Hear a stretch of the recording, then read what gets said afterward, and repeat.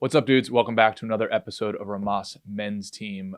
Pretty simple. We are a group of guys helping each other make progress towards each other's goals. If you're new to the channel, awesome and welcome. If you want to help support the channel and join our pro team, head over to rhomasteam.com/pro, where you can contribute to us on a donation basis. We also give you access to exclusive content, mastermind groups, etc., etc. So anyway, hope you enjoy this episode, and we'll see you on the team.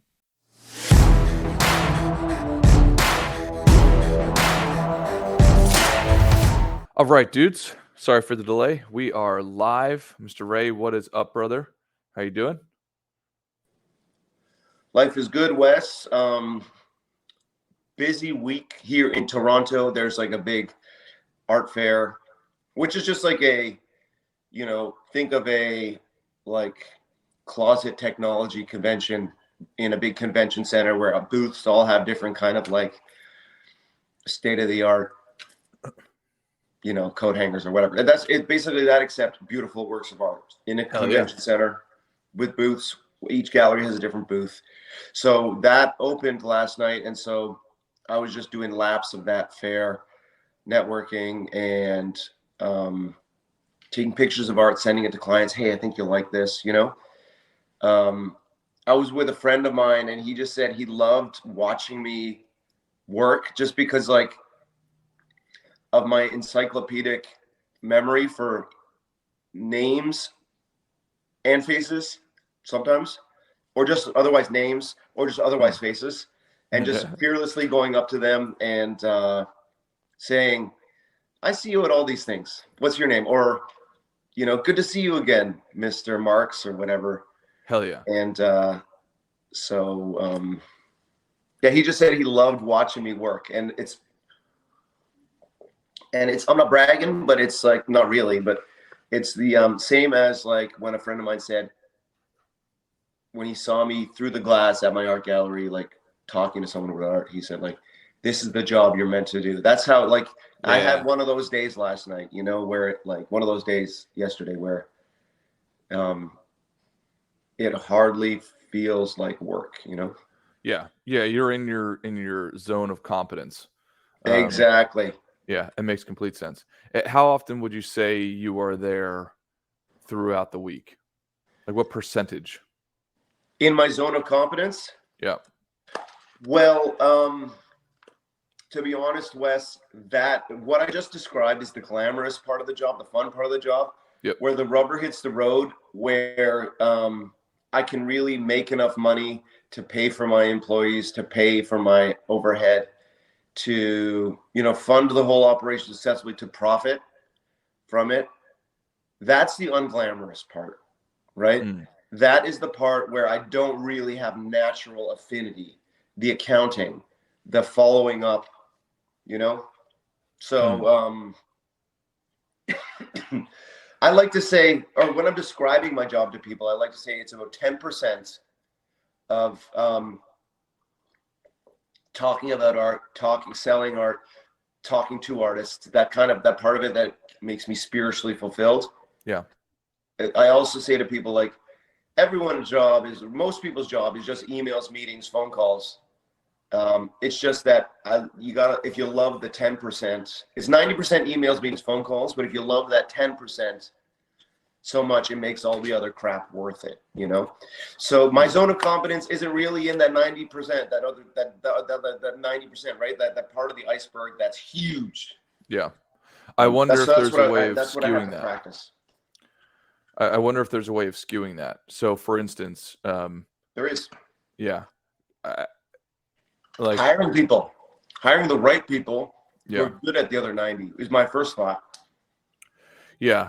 Well, either hiring people or, for example, if you can somehow lengthen the sales cycle, but it's automated. So like some sort of YouTube channel, something like that, where you're teaching, where I'm going to assume that those emails, follow-ups, and phone calls are probably because somebody is, only at level 3 buying desire, and they need to be at level 10. So I'm going to assume. Yeah. Or I just ran into them. For example, like realistically, I just bumped into them, had a really good interaction, and I say, do you mind if I send you some stuff about what I got going on in my gallery, right? If they're at a 0, or if in that interaction I show them pictures, then they're like, oh, that's cool. So then they're at a 3. Yep. Yeah, exactly. So I'm wondering if it could be something along the lines of like you have a digital art show, you show up once a week, twice a week, or whatever on YouTube or wherever, and capture a really great, high quality video where you teach on something. Well, now you're saying you might be capturing those 20 people who are ready to buy now. They're in the market, they have a burning hot desire, and they just now need a product to buy. You know what's funny, Wes? Yesterday, I brought this really rich couple around the fair, and then they took me in a group. We organized a group to go around the fair and then go to the restaurant that they own and have dinner. And it was like a heavily like subsidized dinner, like we paid the owner's fee, which is maybe just like the food cost and not the labor, not the profit or anything. So It was great. And Jen was talking to Jen, the wife of the restaurant. Lovely, beautiful, kind, nice, cool restaurant owning couple. She said in front of an art dealer in his booth, she said, I look at Ray's Instagram to decide what I like in the art world. Hell yeah. Which is kind of like exactly what you're talking about, right? And I said, wow, Jen, you do that, eh? She's like, yeah. And I'm like, and you've never credited me, huh? You just call up the gallery and you're like, hey, I like this painting. Well, like, nice, Jen. Thanks a lot. And so I was kind of ribbing her a little bit, but that was another really nice compliment to be paid. Like my friend saying he loved the way watching me work, like that was another really nice compliment that she said that validates that all the social media I'm doing is not just wasting time and bragging, or you know what I mean, or it's actually reaching art buyers. Oh, without doubt. So then I guess it's a matter of, is it just a factor of doing more, or is it doing it with intention? It's automating it, and then it's also having that uncomfortable call to action at the end, saying DM me for more details. I was going to ask you that, yeah. Because right now, basically, it's just things Ray loves as he flits through the art world, like a little like pixie or fairy or something. And so, what's the holdup? What's the mental block for you? The mental block is I don't want to be thirsty. I don't want to. It's just it's like I don't want to admit that I'm actually an art professional, which of course everybody knows already, and that's why they value my advice, right? Yeah. I'm sure you know the name for it, but it's this kind of like, it's just this kind of insecurity about I'm trying to be too cool and like not be super obvious that this is more than just Ray's top 10 fix. That is actually Ray's, like, that you're getting a little nibble of Ray's professional consulting services. Yeah, nobody wants to be known as a salesman. I think that there's something there, So, do you mind if I throw something out to you? Mm-hmm. So, I think what might help is some sort of bridge scripting that lightens the load. So something along the lines. Sorry, just before you continue, I'm thinking of Jordan, who wants to get into fitness through and using his Instagram as a television set to show people his amazing transformation of what he does to his body, right? Yep. So please continue. Oh yeah. Well, this would hit everybody for a request. So everybody who's listening to this can take this and use it for whatever request, because generally people, especially men, have difficulty asking for things. So a really good line that I like that the Charisma on Command guys use at the end of their videos is, hey, if you want more of this, then head over to X, Y, and Z location. But either way, right, like, hope you enjoyed the video, something like that. So it's that either way thing. And it's the tonality. Like, hey, Ray, I'm going to invite you to my party. I'm having it regardless of whether or not you show up. If you don't want to show up, all good. Either way, I'll see you soon. Something like that. So It lightens the load. There's more art collecting tips over at my website, mcagallery.ca.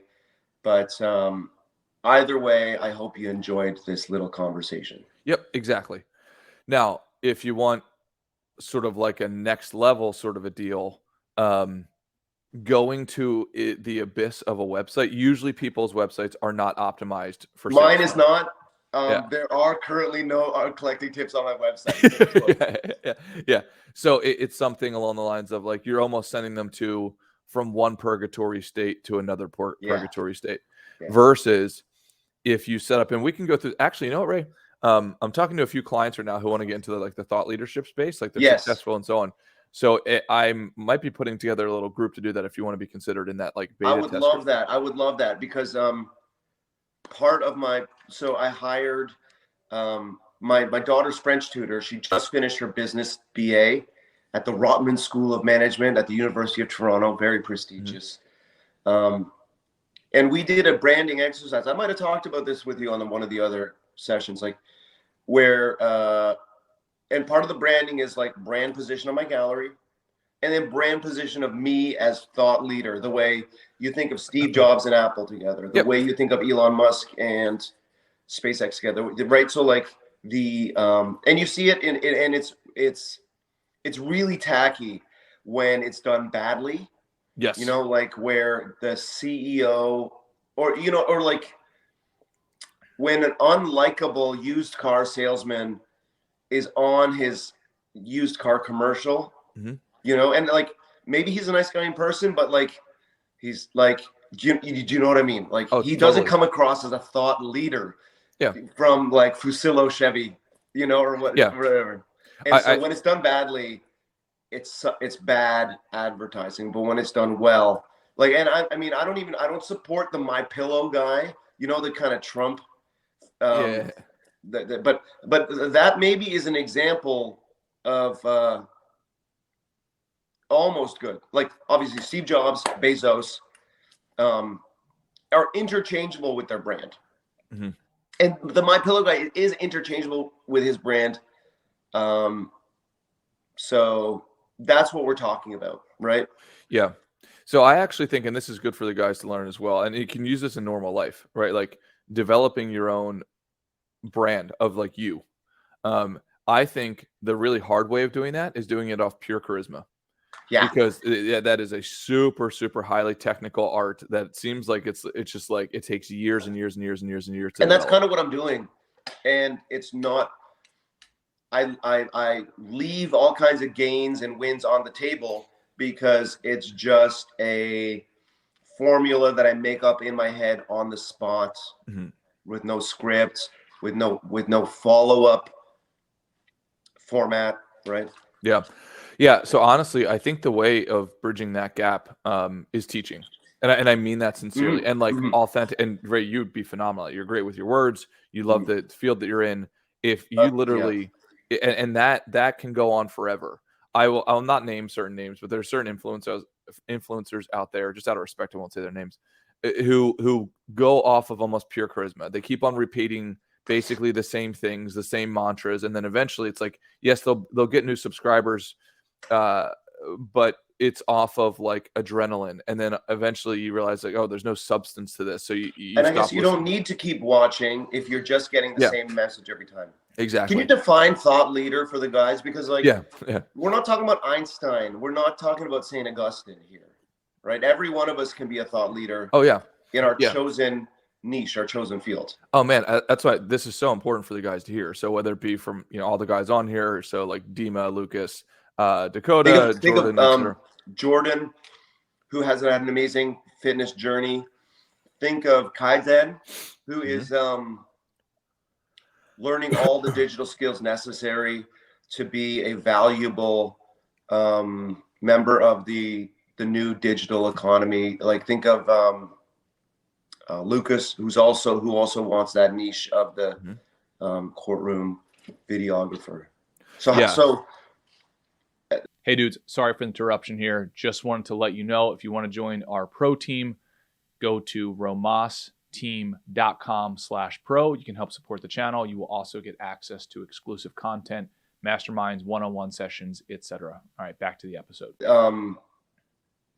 One way to really bulletproof your reputation and your sellability, right, or your marketability, is to market yourself as a thought leader. So please define thought leader. Yeah, honestly, the way that I would view it, just succinctly, is a teacher. Like if you just view yourself as that, because I think the term has now gotten skewed between like influencer and all this kind of stuff, and a lot of those people again are running off of like the choo-choo train of charisma, and how loud, how bold can you be, and how like entertaining you can be. I think entertaining is way more difficult than educational, or like way more. Like I'll give you an example. So Andrew Huberman is blowing up right now on the internet. He is not entertaining. Like if I had to say, like on a scale of 0 to 10, entertaining, and I love offense, great scientist. No offense. Yeah, I love him. He's great. Yeah, but that's an example. Very one note. Exactly, one note, right? Yeah, and the funny thing is, it's actually when you establish yourself to be a superior teacher, which like if you're getting caught up in that, it's just understanding the mechanics of something at a deeper level, which most people only understand things at like a 2-inch level. So if you just go to an 8-inch level, you'll be able to, there's a delta there. You'll be able to teach people. So the funny thing is, the better the teacher you are, the more entertaining you can be off of like not very sophisticated entertaining tactics. So for instance, Andrew Huberman, every once in a while, will mention his dog who's sleeping over in the corner. Caesar or Napoleon or something, right? Yeah, it's something. It's some sort of figurehead name like that. Yeah. And it's kind of funny. Why? Because one of the things in comedy is when you break a pattern, and you break up, like, so he's got a serious pattern, then he breaks it when he talks about his dog snoring over in the corner. As silly as that sounds, versus if he tried the other way to be 95% funny and entertaining and charismatic, it would not work. So if you're looking for a model for this, anybody who's listening. So wait, the dog thing is kind of relatable. Oh, totally. I think absolutely. Maybe that is the ingredient that is being like kind of seasoning his videos, whether intentionally or not. It adds some humanity. Like I was talking to a young lady who kind of knows more about this thing than I, and she said, like, if you go to a gallery or a museum with Thea, add her into the pictures to show relatability, to show your humanity. And it's not just a kind of like a night school course. Yep. Right. Yeah. Yeah. Without a doubt. So I think that's the thing. So if you think about it like this, if you're trying to be valuable to other human beings, whether it be to your family, to your clients, to the internet, whatever, go in with a teaching attitude. And I mean it sincerely. And just think about this model. Most people want to know what time it is. Like, hey, can you tell me what time it is? That's not very valuable, right? Because most people have a watch. But if you can tell them how the watch works, you will have infinite content to talk about.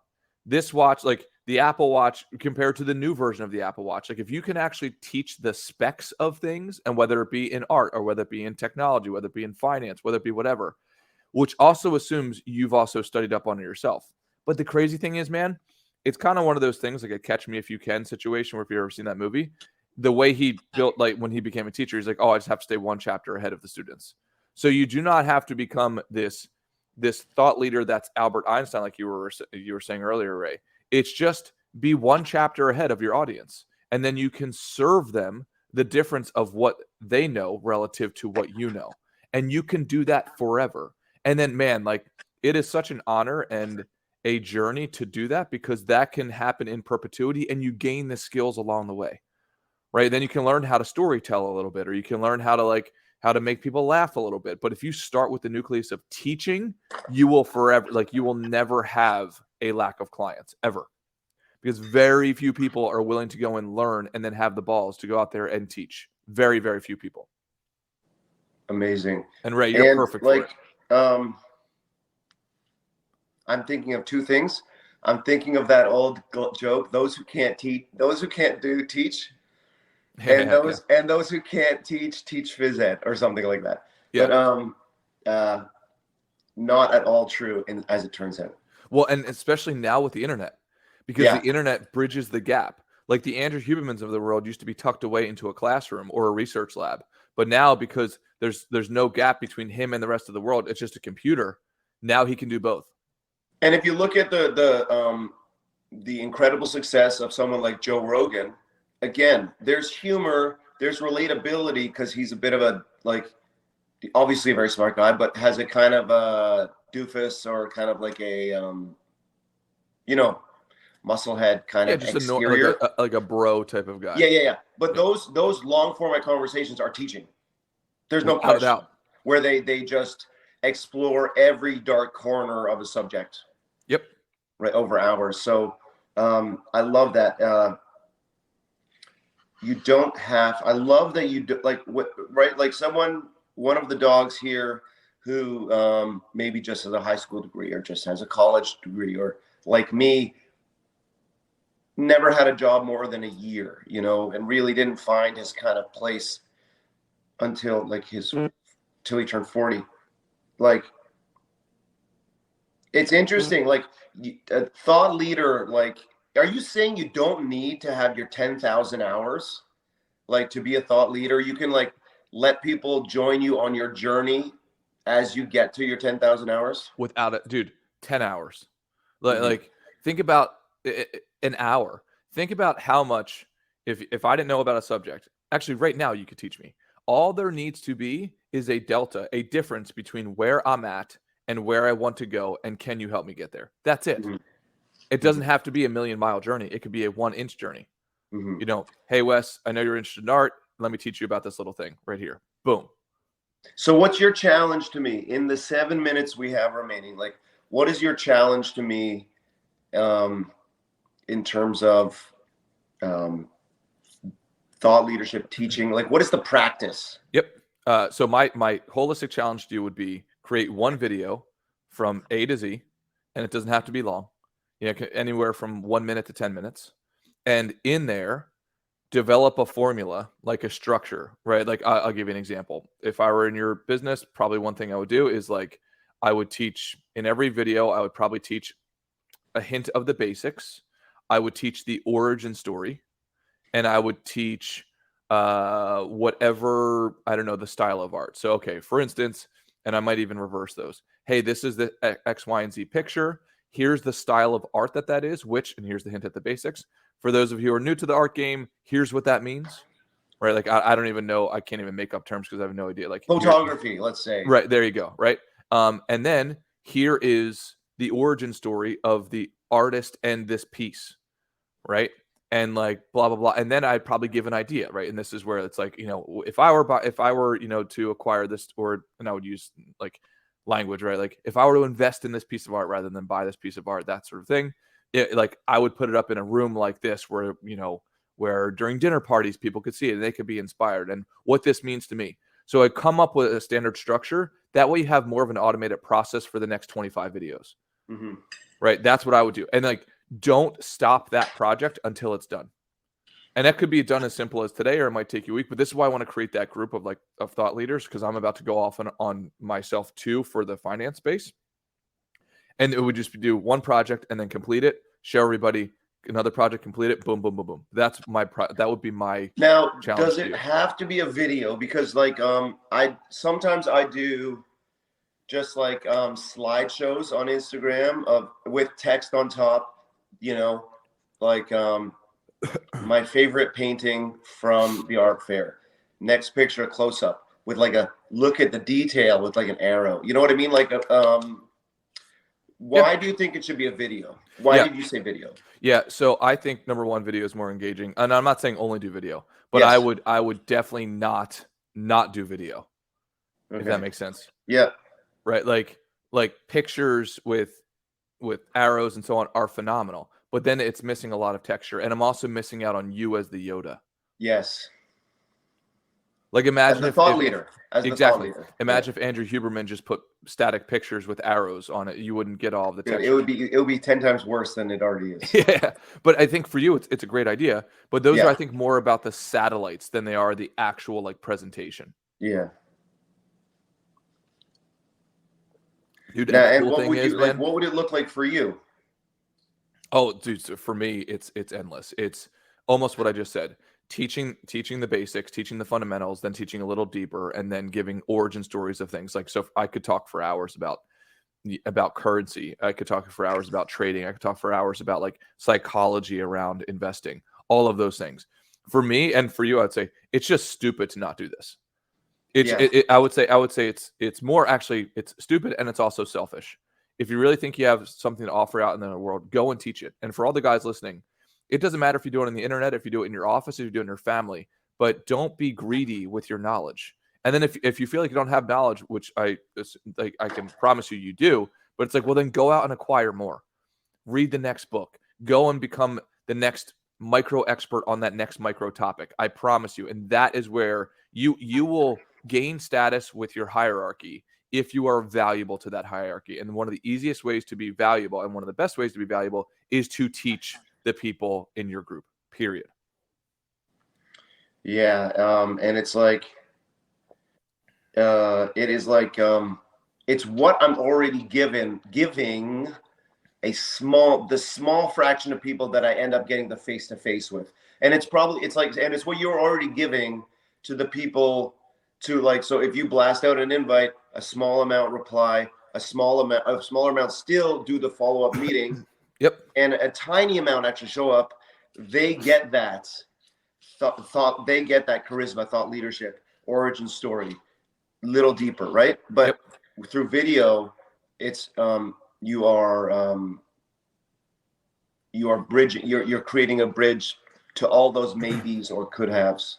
Yes. Okay. And for anybody who's getting stuck on the word teach, because some people are just like, oh, I'm not smart enough, I just can't teach. It's like, okay, don't think about it like that then. Just think about sharing, going and learning something from an expert, and then saying, hey guys, here's what I learned today from Andrew Huberman, or here's what I learned today from Jordan Peterson. I'm just sharing it with you. Like, no arrogance, no ego. You're just passing along a gift, and that's it. And if you can keep on doing that, and you do it on a regular basis, like, you will become a highly valued man in your group. There's no way that you can't. People are craving real knowledge that they can take action from, and especially not being sold that knowledge, in my opinion. Yeah. Like, don't be a salesperson, be a teacher and a sharer, and you will do phenomenally well in your field, with your family, with your friends, etc. Mm-hmm. Yeah. And you will be selling at the same time. Like, or right. Like, it's like, you don't stink like a salesman. Like, you don't like repel people the way a bad salesman does, but you will be achieving the goal of the salesman at the same time. Yep. Right. By communicating your expertise, you are the first person they will think of when they want art, to invest, to get fit, to hire someone with digital skills or without a doubt skills. Yeah. And Lucas, thank you for I don't know if you saw that, but Lucas is saying he can help you with on the website side of putting together a course. I think that's awesome. So yeah, man. So I think we're right up against your time, but yeah, like, let's have an accountability thing there to create one video. Why don't we circle back offline, and then we'll bring it to the group of telling us. And if anybody wants to join, I would say, Jordan, please consider joining that as well. He's the first guy I thought of. Yep. 100%. So I'll be putting that group together. Ray, you and I, why don't we talk about it when you have a chance, and then we'll come up with some sort of deadline, and that'll push us all forward. Hell yes. I'm going to have mine done within 1 week. Have a great weekend, guys. You too, brother. Have a kick-ass weekend. We'll see you on Monday. All right, dudes. Later. Have a great weekend.